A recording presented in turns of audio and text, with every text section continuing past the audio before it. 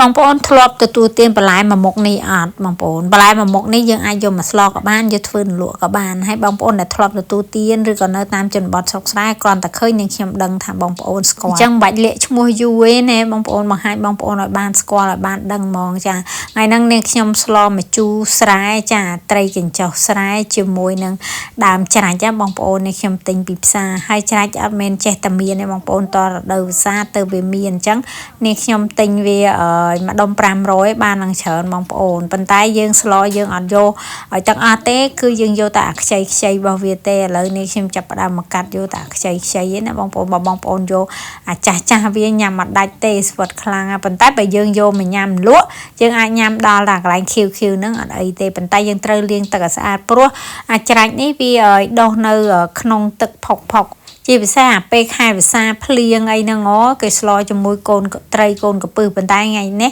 ខ្ញុំអត់ស្លមួយកូនត្រីកូនកពឹសអីទេគឺយើងយកមកស្លជាមួយនឹងត្រីកញ្ចុះចាហើយត្រីកញ្ចុះហ្នឹង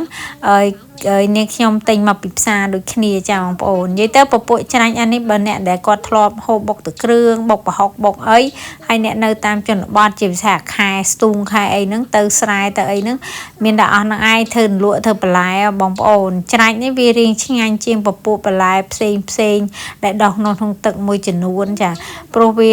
ឆ្ងាញ់ជាងផលិតឆ្ងាញ់ជាងអីចឹងបងប្អូនហើយវាមិនសូវមានទេហើយបើសិនជាបងប្អូនអត់ចេះហូបក៏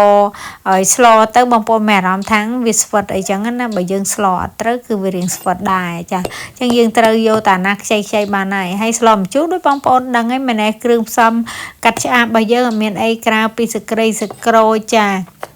ជាមួយនឹងម្ដេងអីនឹងឯងហើយនាងខ្ញុំស្លថ្ងៃហ្នឹងនាងខ្ញុំបង់ជាមួយនឹងម្អមនិយាយទៅភិកច្រើននាងខ្ញុំស្លម្ជូរឥឡូវនាងខ្ញុំមកជួយចិត្តបង់ម្អមចាហើយប្រហុកដោយសារប្រហុកយើងឆ្អឹងអញ្ចឹងទៅយើងខ្ជិលជ្រុំគឺយើងយកវាមកច្រាំវិញអញ្ចឹងណាបងប្អូនចាបើសិនជាយើងជ្រុំវាទៅវាប្រឡាក់កត្រងប្រឡាក់អីចឹងហើយច្រាំទៅដាក់ទាំងអស់ច្រាំមកដល់ចាអញ្ចឹងប្រហុកហ្នឹងក៏ប្រហុកដែលយើងទិញពីគេអ្នកលក់ស្រែយើងធ្វើខ្លួនឯងទិញមកពីផ្សារធំដុំអីទេនៅជនបទគឺមានរបស់ស្រែចាបងប្អូនចាហើយឥឡូវនេះខ្ញុំបានលើកគ្រឿងផ្សំដែលនេះខ្ញុំធ្វើរួចហើយមានត្រី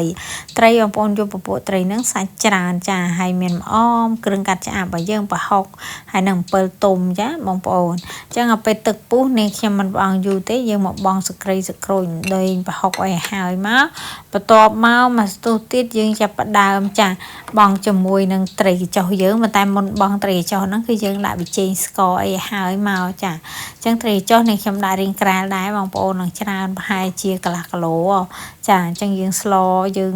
មួយឆ្នាំងនេះគឺជាតិមកជាតិដោយសារត្រីច្រើនចានៅជនបទបងប្អូនត្រីអត់សូវថ្លៃទេត្រីប៉ុណ្ណឹងអីតែ5000នេះទេបើយើងនិយាយទៅគិតជាលុយដុល្លារ$1បើយើងនៅម្នាក់ឯង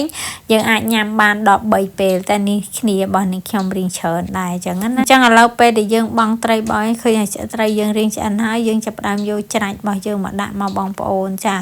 ច្រាច់នេះបើសិនជាអ្នកដែលគាត់ធ្លាប់ហូបក៏គ្រាន់តែឃើញគឺស្គាល់ហ្មងចានិយាយទៅបន្លែតាមស្រែអ្នកស្រែក៏ក្លែងស្គាល់ប៉ុន្តែបន្លែនេះ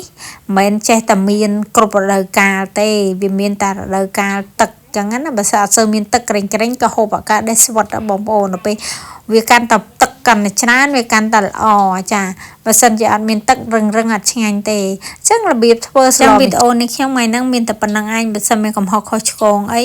ហើយបញ្ចូលសលេងទៅមានបញ្ហាដាក់ដប់អីសូមបងប្អូនខន្តីអភ័យទោសផងថ្ងៃនេះរៀងមានអារម្មណ៍ថាបញ្ចូលសលេងខុសរហូតអញ្ចឹងណាចាអញ្ចឹងបើសិនបងប្អូនចង់ដឹងអីពីនេះខ្ញុំទេកុំភ្លេចចូលទៅកាន់ page នេះខ្ញុំបាននេះខ្ញុំសូមថ្លែងអំណរគុណពុកម៉ែបងប្អូនដែលតែងតែគាំទ្រក៏ដូចជាទស្សនាវីដេអូនេះខ្ញុំចាជូនពរបងប្អូនសំណាងល្អសុខភាពល្អរោគទទួលទានមានបានធ្វើដំណើរទៅណាមកណាប្រកបទៅដោយសុខសុវត្ថិភាព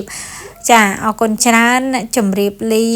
ពុកម៉ែបងប្អូនទាំងអស់គ្នាចាបាយបាយហ្នឹងហើយនេះឥឡូវសម្លម្ជូរដើមច្នៃរបស់នាងខ្ញុំឆ្អិនហើយប៉ុន្តែវានៅក្តៅ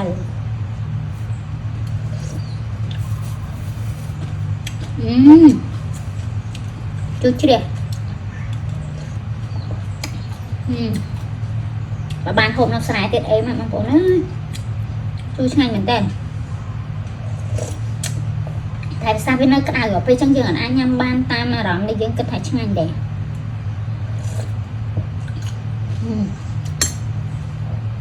chân một máy đẹp chuẩn bọt ngày năng ban này trong nghẹp và năng ăn cân chán này đó